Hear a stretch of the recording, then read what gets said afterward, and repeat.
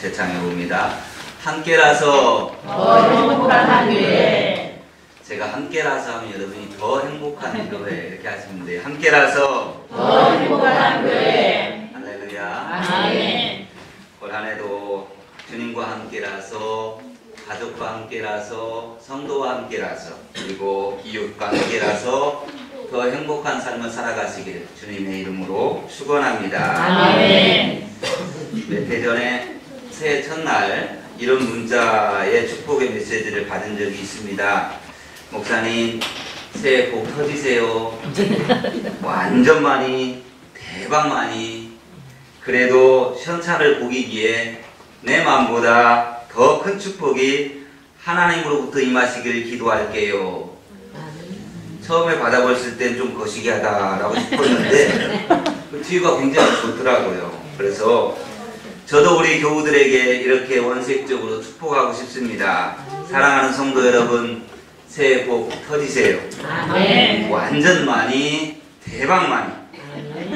그래도 현찬을 보기기에 내 마음보다 더 큰 축복이 하나님으로부터 여러분에게 임하기를 간절히 기도합니다. 아멘. 오늘 본문은 한 교회의 탄생의 이야기입니다. 당시 교회는 예루살렘 교회밖에 없었습니다.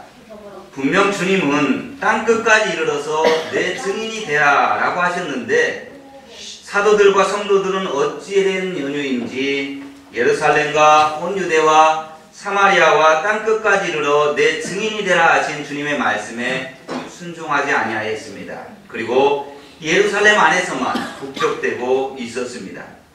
하루에 3,000명씩 늘어나는 교인들, 급성장하는 그 교세에 즐거움을 감추지 못하고 주님이 주신 사명을 망각하고 이런 추세로 가면 하나님의 나라 천년왕국을 곧 이룰 수 있겠다라고 싶었는지 예루살렘을 떠날 생각을 전혀 하지 않았습니다. 그러자 주님께서 그들을 책망하셨는지 잘 나가던 예루살렘 교회에 박해가 임했습니다. 무서운 핍박이 일어나고 훌륭한 지도자였던 스데반까지 순교를 당하게 됩니다. 그러자 온 성도들은 이게 웬일인가 싶어서 뿔뿔이 흩어지기 시작을 했습니다. 그런데 참으로 이상한 것은 신앙 때문에, 예수 때문에 도망가는 사람들이 가는 곳마다, 들리는 곳마다 예수님을 증거하면서 도망을 가는 겁니다. 예수 때문에 도망가는 사람들이 그 예수를 퍼뜨리면서 도망을 가는 겁니다. 숨어서 그리고 신분을 감추고 도망가야 할 사람들이 도리어 드러내면서 나는 예수 믿는 사람입니다. 나는 그리스도인입니다. 라고 하는 것처럼 드러내면서 예수님을 전하면서 도망을 가더라는 겁니다. 여러분 이해가 되십니까? 때로는 신앙이라고 하는 것이 이해가 잘 안 되는 것이 있습니다. 논리와 이성으로 볼 때에 말도 안 되는 일이 신앙 안에서 일어납니다. 그런데 실제로 믿음의 사람들은 그런 일을 하는 겁니다. 그렇게 살면 손해를 보고 그렇게 살면 망할 것 같은 거 뻔하게 보이는데 예수 믿는 사람들이 그렇게 삽니다. 왜 그렇게 살까요? 왜 그럴까요? 오늘 성경이 그 답을 우리에게 말해주고 있습니다. 사도행전 11장 19절 말씀입니다. 그때에 스데반의 일로 일어난 환란으로 말미암아 흩어진 자들이 베니게와 구브로와 안디옥까지 이르러 유대인에게만 말씀을 전하는데 그 중에 구브로와 구레네 몇 사람이 안디옥에 이르러 헬라인에게도 말하여 주 예수를 전파하니 주의 손이 그들과 함께 하심에 수많은 사람들이 믿고 주께 돌아오더라. 이해할 수 없는 행동이지만 그들이 그렇게 할 때에 주의 손이 함께 하심으로 역사가 일어난 것입니다. 사랑하는 여러분, 때로는 우리가 믿음의 삶을 살고 어떤 신앙적 행동을 할 때에 논리와 상식으로 이해가 되지 않을 때가 있지만 그러나 그것이 분명 주님께서 원하시는 일이라고 하면 내 깊은 신앙 안에서 일어난 일이라고 한다면 용기를 내어 그 일을 감당하십시오. 그러면 거기에 주님의 손이 함께 하실 것이고 주님의 손이 함께하면 놀라운 역사가 일어나게 될 줄로 믿습니다. 올해는 우리들의 삶에서 이런 놀라운 역사, 이런 역사가 일어날 줄은 정말 꿈에도 생각 못했어요 라고 하는 그런 감격적인 역사들이 믿음과 성령의 감동에 순종하는 가운데서 여러분의 삶 속에 많이 일어나기를 축복합니다. 아멘.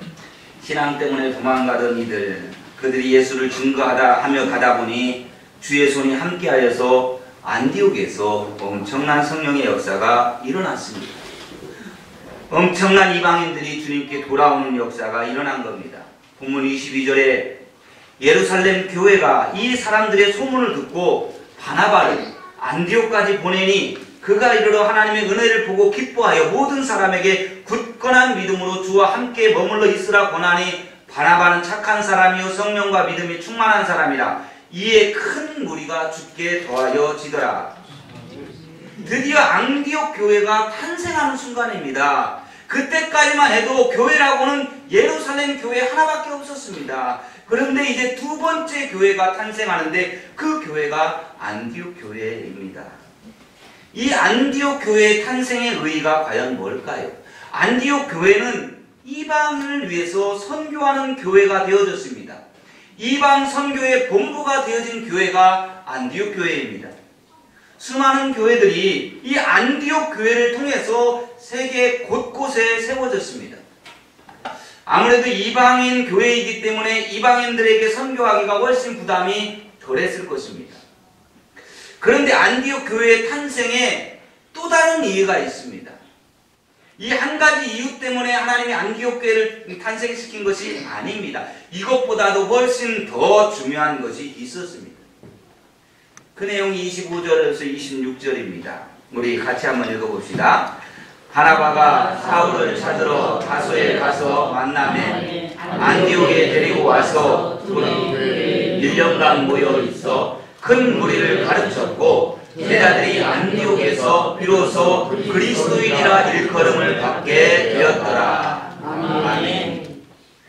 안디옥에서 그리스도인, 우리 성도들의 정체성을 밝혀주는 바로 이 그리스도인이라고 하는 말이 생겨났다라는 말씀입니다. 그것도 비로소라고 하는 단어를 쓰고 있습니다. 이 말은 주님이 그토록 간절히 기다리도 못칭이다라는 거예요. 예루살렘 교회가 그렇게 부흥을 하고 초대형 교회로 커갔지만 예루살렘 교회에서는 그리스도인이라고 하는 호칭을 얻지를 못했습니다. 그런데 주님이 정말 교인들을 통하여 얻고자 했던 그 호칭이 바로 그리스도인이라고 하는 그 호칭입니다. 그걸 주님께서 비로소 그렇게 기다리던 그 호칭이 바로 안디옥 교회에서부터 불려졌다라는 말씀입니다. 그리스도인, 이것을 헬라어로는 크리스티아노스라고 그렇게 말합니다. 영어로 말하면 우리가 크리스천이다 라고 말을 하죠. 우리말로 하면 예수쟁이다 이렇게 부르는 겁니다. 이 단어는 신약성경에 겨우 3번 나옵니다.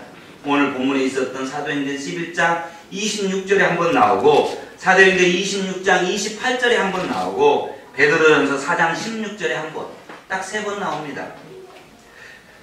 그럼에도 오늘날 우리들의 정체성, 우리 예수 믿는 사람들의 아이덴티티가 무엇인가라는 것을 잘 묘사해주는 단어가 바로 이 크리스티아노스, 바로 크리스찬, 그리스도인, 예수쟁이라는 말입니다. 교회 다니는 사람들이 누구인가라고 물을 때에 그리스도인이라고 대답할 수 있는 겁니다. 그럼 여러분, 그리스도인은 어떤 사람들을 말할까요? 이 크리스티아노스라고 하는 헬라어는 바로 그리스도에게 속한 자, 그리고 그리스도의 것이다 라는 뜻을 가지고 있는 겁니다. 그리스도를 생각하고 그리스도를 위해서 일하며 낮에는 그리스도를 위해서 충성하고 밤에는 그리스도를 꿈꾸며 그들의 의식과 사고는 그리스도로 젖어 있으며 그리스도를 존귀하게 하며 그리스도를 나타내는, 그래서 늘 그리스도 중심의 놀라운 삶을 바라보고 있는 그런 사람들, 이런 사람들을 이해할 수 없어서 세상 사람들은 도대체 저 사람들은 왜 그리스도 하면서 삶을 살아가는가 이해할 수 없어서 그들이 붙여준 이름이 바로 그리스도인이다라는 겁니다. 그러니까 그리스도인은 성도들 자신들이 붙인 말이 아닙니다. 성도들의 삶을 보고 세상 사람들이 붙여준 명칭입니다. 세상 사람들이 자기들의 가치관으로 볼 때에 도무지 이해할 수 없는 사람들이었습니다. 대체 저들이 그렇게 주시하다가 저들은 그리스도를 믿는 사람이구나 라고 생각하면서 그들에게 붙여준 단어가 바로 그리스도인이라는 거예요. 그만큼 철저하게 그리스도에게 속한 사람이라는 뜻을 가지고 있는 것이 그리스도인입니다. 이러한 초대교회 교인들의 자기 정체성을 잘 말씀해주는 말씀이 로마서 14장 7절에 있는 말씀입니다. 우리 중에 누구든지 자기를 위하여 사는 자가 없고 자기를 위하여 죽는 자도 없도다.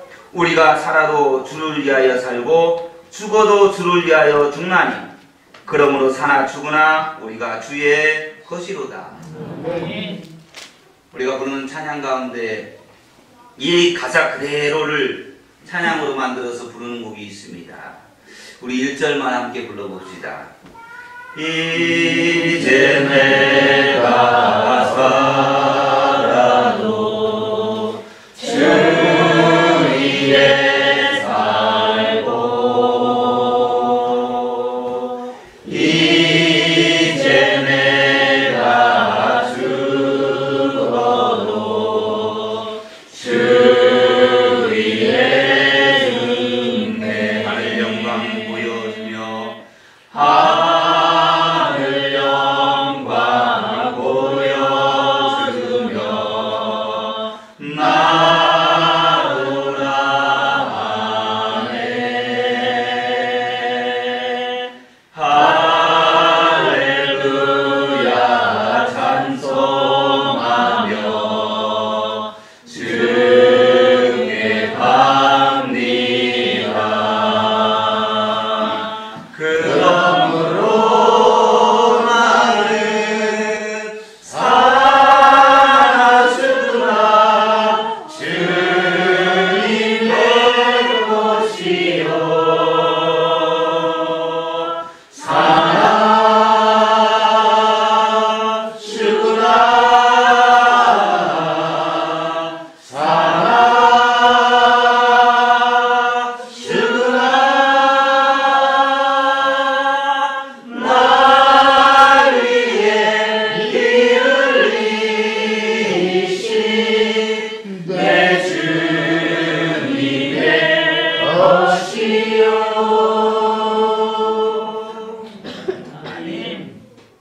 갈라디아서 2장 20절에 이렇게 말씀합니다. 내가 그리스도와 함께 십자가에 못 박혔나니 그런즉 이제는 내가 사는 것이 아니요 오직 내 안에 그리스도께서 사시는 것이라. 이제 내가 육체 가운데 사는 것은 나를 사랑하사 나를 위하여 자기 자신을 버리신 하나님의 아들을 믿는 믿음 안에서 사는 것이라. 골로새서 3장 23절에는 또 이렇게 말씀합니다. 무슨 일을 하든지 마음을 다하여 주께 하듯 하고 사람에게 하듯 하지 말라. 그리스도인. 이 크리스찬은 이런 사람이라는 겁니다. 범사의 모든 일에 모든 사람에게 주께 하듯 하는 사람, 모든 것을 그리스도의 이름으로 하는 사람, 그래서 그의 모든 언행에 그리스도의 향기, 예수의 향기가 물씬 풍겨나는 사람, 그가 그리스도인입니다. 자신이 누구인지 아십니까? 자신의 정체성을 분명히 알고 있습니까? 파리 감옥에서 죄수 하나가 여장을 하고 변장을 해서 타러 간 일이 있었습니다. 몸차림도 몸집도 목소리도 영락없는 여자였습니다. 그래서 교도관들을 속이고 감쪽같이 탈옥을 했습니다. 그런데 이상하게 그는 도시 중심가에서 너무나도 쉽게 붙잡혔습니다. 어떻게 붙잡혔느냐? 그는 멋진 패션의 거리, 그 거리를 걸어가면서 그 쇼윈도 안에 걸려있는 그 수많은 화려한 옷들을 전혀 관심있게 쳐다보지 않고 그냥 지나쳤기 때문에 경찰에게 붙잡혔다라는 겁니다. 이해가 안 가시지요? 이해를 돕기 위해서 한 가지 예화를 하겠습니다. 어느 교회 사모님이 백화점에 가서 비싼 옷 하나 사갖고 오셨어요. 이 사실을 알고 목사님이 화를 내셨습니다. 당신 지금 정신이 있어 없어? 아니 어떻게 사모가 이런 비싼 옷을 산단 말이오? 이런 옷을 사고 싶은 충동이 일어날 때마다 예수님께서 그러신 것처럼 사탄아 내 뒤로 물러가라 이렇게 소리를 칠 것이지. 그러자 사모님이 대답합니다. 목사님 저도 알아요. 그래서 저도 사탄에게 그렇게 외쳤어요. 사탄아 내 뒤로 물러가라. 그럼 된 거 아니요. 이에 사모님이 또 그럽니다. 그런데 사탄이 뒤에서 그러더라고요. 사모님 뒤에서 보기에도 너무 아름답습니다. 그래서 정신이 나가서 샀대요.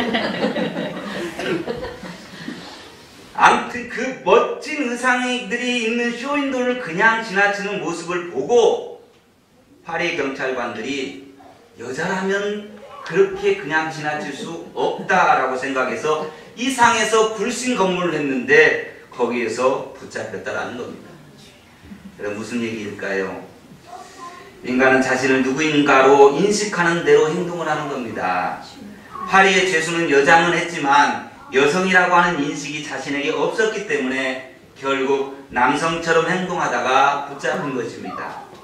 내가 누구인가를 인식하는 자기의 정체 인식이 결국은 내가 어떻게 행동하느냐, 내가 어떤 태도를 갖고 살아가느냐 하는 나의 태도와 행동을 결정하는 겁니다. 사랑하는 여러분, 여러분은 누구십니까? 일터에서, 가정에서, 직장에서, 학교에서 자신은 누구라고 생각하십니까? 사랑하는 여러분, 우리는 그리스도인입니다. 아무리 그리스도인이라고 우리가 말한다 할지라도 내 자신이 스스로 그리스도인이라고 인식하지 못하고 산다면 그의 삶에 그리스도인다운 것은 전혀 나타나지 않을 것입니다. 아무리 목사가 여러분을 그리스도인입니다 라고 하고 감동적으로 설교를 해도 여러분 스스로 이 사실을 깊이 인식하지 못하고 동의하지 못한다면 여러분의 생활과 언어엔 여러분의 세상에 살아가는 그 모습만이 가득 차 있을 것입니다. 이 말을 뒤집어 말하면 여러분의 생활과 언어, 가치관을 보면 여러분이 그리스도인인지 아닌지를 알 수 있다는 거예요. 난 간절히 바랍니다. 우리 교우들이 직장에서, 학교에서, 동네에서 불신자들에게 그리스도인이라고 불려지기를 간절히 바랍니다. 아멘. 여러분의 생활을 보면서 그리스도에 충실한, 그리스도가 누군지는 잘 모르지만 아무튼 그리스도에게 속해 있는 사람이라고 그렇게 불려지기를 바랍니다. 아멘. 알렉산더 대왕의 군사 중에 알렉산더라고 하는 동명이인의 병사가 있었다고 합니다. 알렉산더 대왕은 위대한 인물로 추앙을 받는데 이 알렉산더 병사는 형편없는 생활로 알렉산더라고 하는 이름을 아주 우습게 만드는 이였습니다. 이 사실을 전해들은 알렉산더 대왕이 어느 날 그 병사의 막사를 찾아가서 겁에 질려있는 병사 알렉산더에게 이렇게 명했습니다. 내가 두 가지를 명한다. 네 이름을 바꿔라. 그렇게 그게 싫으면 네 삶을 바꿔라. 사랑하는 여러분, 오늘 한국교회 그리고 우리 성도들의 문제가 뭘까요? 여러 가지 문제들이 있겠지만 분명한 것은 우리의 정체성을 제대로 모르고 살아간다는 것입니다. 정체성에 혼란이 있다는 거예요. 무조건 교회만 다니면 되는 거라고 생각을 하고 무조건 교회만 다니면 축복받고 잘 살기만 하면 되는 줄 압니다. 세상에 돈 못 버는 사람은 믿음의 세계 안에서도 나고자로 여겨집니다. 돈이 없으면 교회에서도 말도 못하고 살아갑니다. 여러분, 이게 말이 되는 겁니까? 세상의 자부심이 세상의 세속적 가치로 평가받아도 되는가? 이게 교회 안에서도 똑같이 적용되어서는 안 된다는 겁니다. 오늘 우리가 집중해야 하는 것은 우리의 정체성 회복에 있다는 거예요. 내가 누구인가? 목사, 장로, 집사, 권사, 교사, 부장, 회장, 가난한 자, 부한 자 다 좋습니다. 그러나 그 모든 것보다도 우선되어져야 할 것이 있습니다. 선행되어져야 될 나의 정체성은 바로 나는 그리스도인이다 라고 하는 사실입니다. 따라서 합시다. 나는 그리스도인입니다. 나는 그리스도인입니다. 나는 예수 믿는 사람입니다. 나는 예수 믿는 사람입니다. 여러분, 우리의 모든 삶에 움직이는 힘, 가만히 있다가도 꿈틀대어지고 반응을 보이는 그 힘의 원천은 돈이 아닙니다. 명예도 아니에요. 이익도 아닙니다. 체면도 아닙니다. 우리의 모든 언행은 저는 예수 믿는 사람입니다 라는 겁니다. 아멘.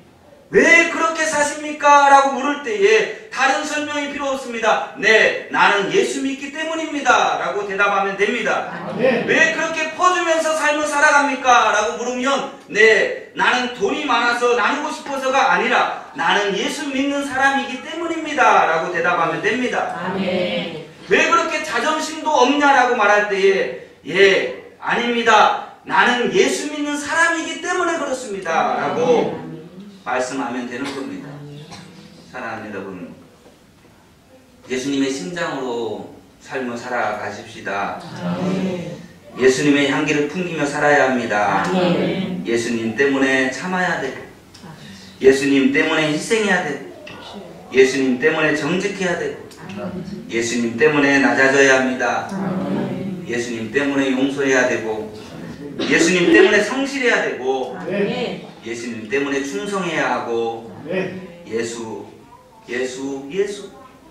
오직 우리의 삶의 중심은 예수님이 되어야 합니다. 2019년도 우리 교회는 예수 중심의 삶을 살아가겠노라고 다짐할 수 있기를 바랍니다. 분명하게 나는 그리스도인입니다 라고 하는 정체성을 갖고 살아가기로 다짐하십시오. 그러기에 우리가 만날 때마다 축복하면서 이렇게 이야기하면 좋겠습니다. 당신에게는 예수님의 향기가 납니다 라고 그렇게 인사했으면 좋겠습니다. 우리 옆에 계신 분들하고도 한번 인사해 볼까요? 자, 이제 어디 길에 가서 만나거나 교회에서 만나거나 언제든지 만났을 때 뭐라고 인사한다고요? 당신에게는 예수님의 향기가 납니다.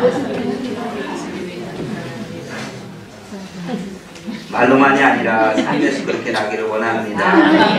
그러기 위해서 여러분 매일 우리 교회 단체톡에 올라가는 새벽 말씀을 묵상하십시오. 언제나 일을 시작하기 전에는 먼저 기도하십시오. 때로 일을 당하여 속에서 뜨거운 게 욱하고 올라올 때에 흥분하게 되어질 때에 심호흡 한번 하시고 이럴 때 예수님은 어떻게 하셨을까라고 먼저 질문해 보십시오. 수시로 성령의 전인 교회에 나와서 주님과 은밀한 교제의 시간을 가지십시오. 내 모습에 내 생활에 예수님의 흔적이 보이는지 예수님의 향기가 느껴지는지 교우들에게 가족들에게 한번 물어보십시오. 내게서 예수님의 향기가 느껴지는지 말입니다. 그리고 무엇보다도 모든 성도들은 아침에 일어나서 하루를 또 시작하면서 이렇게 기도하면서 시작했으면 좋겠습니다. 주님, 나는 예수 믿는 사람입니다. 나는 예수님의 심장으로 살아가는 사람들입니다. 공허한 애침이 아닌 구체적인 삶의 현장에서 예수님의 사랑으로 사람으로 살고 싶습니다. 세상을 두려워 말고 시선을 버거워 말고 계산에 떨지 않고 예수님이라면 어떻게 하셨을까 그것만을 생각하고 그에 따른 성령의 감동만 따라 살게 하여 주옵소서. 오늘도 나를 도우사 담대히 예수님의 사람으로 살게 하시고 내게서 예수님의 모습과 그리스도의 향이 물씬 풍겨나는 아름다운 날 살아가게 하여 주옵소서. 이렇게 기도하면서 하루를 시작했으면 좋겠습니다. 사랑하는 여러분, 우리는 그리스도인입니다. 우리는 예수 믿는 사람입니다. 다른 이유는 없습니다. 이렇게 고백하며 삶을 살아갈 때에 비로소 우리는 온전한 그리스도인이 될 것입니다. 주의 손이 여러분과 함께 하실 것입니다. 여러분의 하루하루의 삶 속에서 예수님이 살아계시고 예수님의 사랑과 은혜가 늘 충만하시기를 주님의 이름으로 축원합니다. 이 시간에 우리 함께 찬양 드리겠습니다.